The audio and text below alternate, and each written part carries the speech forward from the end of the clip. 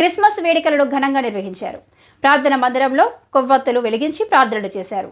భాగ్యనగరంలో క్రిస్మస్ వేడుకలు ఘనంగా జరిగాయి. క్రైస్తవులతో చర్చిలు సందడిగా మారాయి. క్రిస్మస్ పర్వదినం సందర్భంగా అబిడ్స్లోని సెంటినరీ మెథడిస్ట్ చర్చిలో ఎమ్మెల్సీ కల్వకుంట్ల కవిత ప్రత్యేక ప్రార్థనలు నిర్వహించారు. కింగ్ కోటిలోని వెస్లీ చర్చిలో రెఫరెంట్ డాక్టర్ టి భాస్కర్ ప్రార్థనలు నిర్వహించి క్రిస్టమస్ శుభాకాంక్షలు తెలిపారు. యేసుక్రీస్తు జన్మదిన వేడుకల సందర్భంగా పాస్టర్లు, క్రైస్తవ మత పెద్దలు, బిషప్లు క్రీస్తు సందేశాన్ని వినిపించారు. రంగురంగుల దీపాలతో చర్చిలను అలంకరించారు. నూతన వస్త్రాలను ధరించి పెద్దలు, చిన్నారులు చర్చిలకు వచ్చారు. ప్రభు ఆశీస్సులతో ప్రజలంతా సుఖ సంతోషాలతో ఉండాలని ఎమ్మెల్సీ కవిత ఆకాంక్షించారు. ప్రపంచం మొత్తం ఎంతో ఘనంగా జరుపుకునే గొప్ప పండుగ క్రిస్మస్ అని ఆమె కొనియాడారు.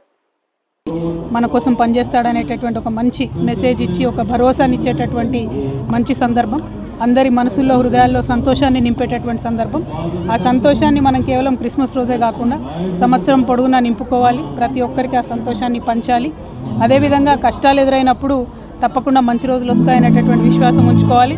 ఇదే దేవుడికి, యేసు ప్రభువుకి గుడ్ ఫ్రైడే వచ్చిన తర్వాత 3 రోజుల్లో మళ్ళీ ఈస్టర్ వస్తుంది, మళ్ళీ విశ్వాసం వస్తుంది. సో డెఫినెట్గా కష్టం ఉంటే వెలుతురు ఉంటుంది, చీకటి ఉంటే వెలుతురు ఉంటుంది అన్న విశ్వాసాన్ని ప్రజలందరూ కూడా నింపుకొని మంచిగా జీవితాన్ని లీడ్ చేయాలని మనస్ఫూర్తిగా కోరుతా ఉన్నాను. Very very very happy Christmas to all of you. ప్రత్యేకించి దినమున యేసు ప్రభు నరావతారిగా ఈ భూమిపైకి అవతరించినటువంటి సుదినాన ప్రపంచమంతా కూడా, ప్రజలందరూ కూడా ఈ సెలబ్రేషన్స్లో పాల్పొందుచు దేవుని నామాన్ని కనపరుస్తున్నారు.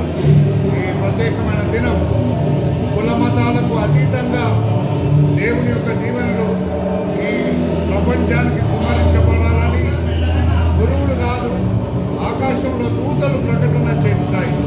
సర్వోన్నతమైన స్థలంలో దేవునికి మహిమ. దేవునికి ఎవరైతే ఇష్టలుగా ఉంటారో వారికి భూమి మీద సమాధానం, సంతోషం, ఆరోగ్యం, ఆనందం, ఆయుష్ ఆయన ఇచ్చి బహుమానం.